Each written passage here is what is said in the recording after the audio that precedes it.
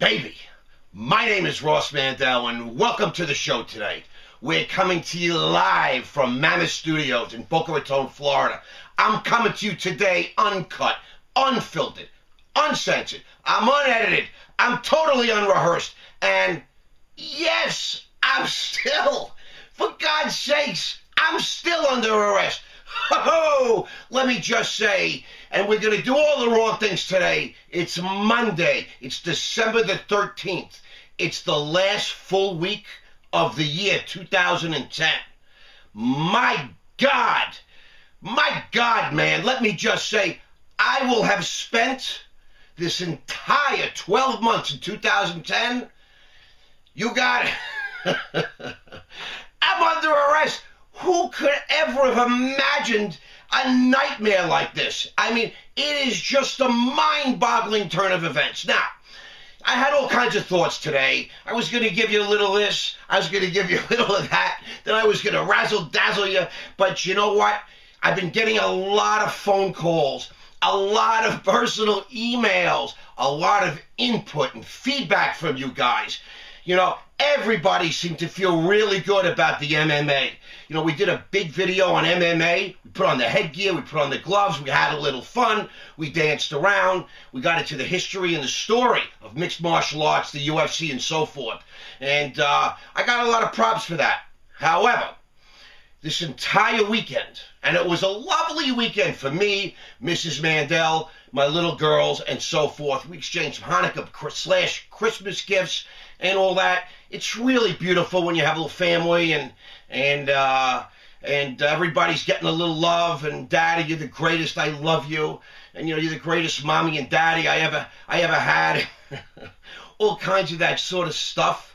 But let me just say that the phone was ringing all weekend, and you know, I was a little off balance there, a little side to side. There's a lot of pain. There's a lot of pain right now in this country, in our society, in the world that we know. People are hanging on. It's been a really, really tough couple of years for many. And, you know, at the end of a year, you know, two things happen. We look back, we reflect on the issues, and we, Vesemir, what am I doing? I've been under arrest. I'm on bail. I mean, I can't believe this is still ongoing. You know, that's one point of view.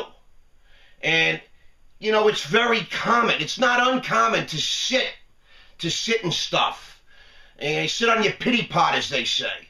On the other side, another great attitude, and the way I'm choosing to look at my life. Guess what? I made it.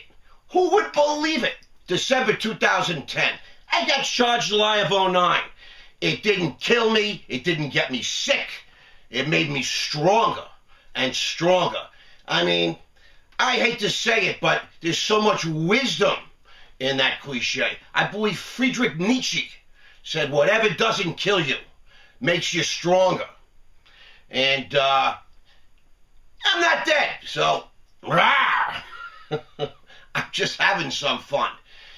A lot of calls, a lot of pain, a lot of anxiety, people being foreclosed on, very bad marriages, a lot of fighting, people miss their kids, they're estranged.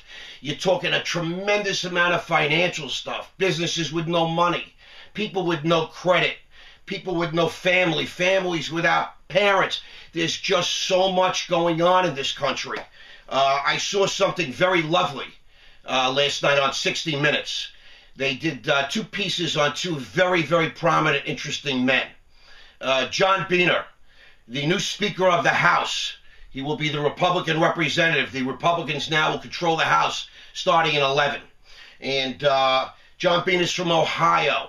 He's the second oldest of 11 kids. Family of 11 kids. 8 brothers, 3 sisters. Can you imagine? Grew up, went to Mass every single day growing up. Not Sundays, not every single day. When he met his wife, he was a janitor. He put himself through school by being a janitor in the evenings, and another job during the day. He met his wife, he was a janitor. Today, he's going to be the Speaker of the House of Representatives in Congress. He's taking over Nancy Pelosi's job. Excuse me, Nancy. And this John Boehner, some guy, really had a big effect on me. He's going to be third in line to the presidency. The president, the vice president, speaker of the House. God forbid there's an order of ascension. And what I can say is that he was a janitor. He was poor. He was a real guy, a real American. And he cries a lot. The guy broke down and cried several times on 60 Minutes. And then they show a clip where he's on the floor of the United States Congress and he's crying. And, it's one thing to cry because you're weak or because you're afraid. It's another thing to shed tears because something is overwhelmingly beautiful. And, you're just moved by emotion. And, you got to watch out for the guys that cry. They can cry right to your face, right on camera. They're generally strong like bulls. It takes a real man to show his emotion and to know no shame, no fear, not to be humiliated, not to be disparaged. You can't make fun of this man. Believe me, you're looking potentially at greatness. And, what can I tell you? He's Republican. He's a Tea Partier. And I will say to you, as you know, if you follow my story, if you follow my antics and my rants and my raves, I'm not a political guy. I've stayed out of that. Financially and economically, I'm very sensitive to the Republican ideas. I'm a Reagan, I believe in Reaganomics. I believe in trickle down. Let the rich spend money and hire people and whatnot. Make it easier on our corporations to put money into work into the economy. But I got to tell you, when a man like this comes along, I'm looking Republican. I'm looking Tea Party. What an impressive guy. Keep your eyes on him. He's a winner. He's genuine. And he's strong. He's not afraid to show you how he feels. He's not afraid. He's not ashamed. What power. Then they did a piece on Jerry Jones, owner of the Dallas Cowboys. Talked about growing up. Talked about being poor. Talking about making $100 million and taking it all and buying the Dallas Cowboys about 20 years ago. Risky. They were losing money. They sucked as a football team. They were 1-15, and he was worried. And it's a funny thing. They won several Super Bowls.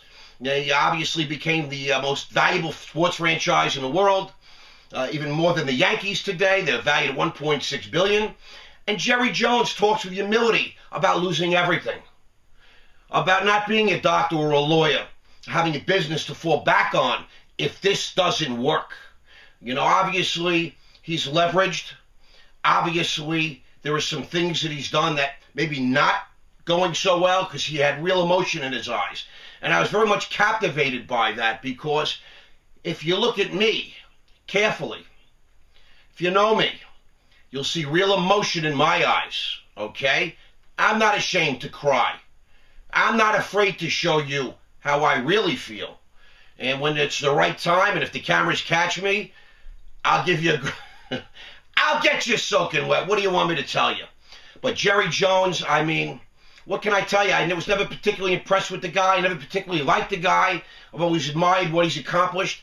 But after the interview last night, I have to say, they made him out to be very sensitive, very real, very emotional, just a hint of humility and fear, which I like to see in somebody, because that's exactly what I'm going through. Was it a rough year? It was a rough year. I'm better for it. I'm stronger for it. I probably grew more this particular year than I've grown in the last 10. Why? Because I've been uncomfortable. I don't like the circumstances I'm in.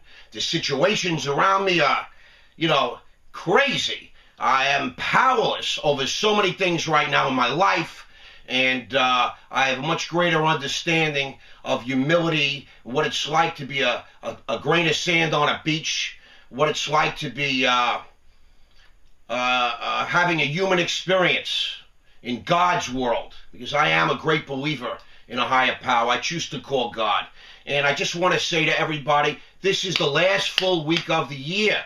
Next week we got Christmas Eve, we got Christmas Day, we got New Year's coming up. It gets a little choppy and sporadic. I want you to keep your heads up. I want you to look at the glass as half full. If you made it this far, you're getting out of 2010. And 2011 is going to be our year. You and I, we're going to do some great things together. I'm telling you, that's going to happen because I'm going to accomplish it. And if I can do it, you certainly can do it. As you know, I am still under arrest. My name is Ross Mandell. That's SSL. I have a website, rossmandell.com. I take personal email as you guys are figuring out like crazy. That's ross@rossmandell.com. And I'm on Facebook. That's Ross Mandell, SSL. I would love to hear from you. God bless you. I want you to keep your hands up, keep your heads held high, keep your shoulders back, and remember, we did it. Goodbye, 2010. It's going to be a memory soon. Let's go, January. Hopefully I'll see you guys tomorrow. Have a great day.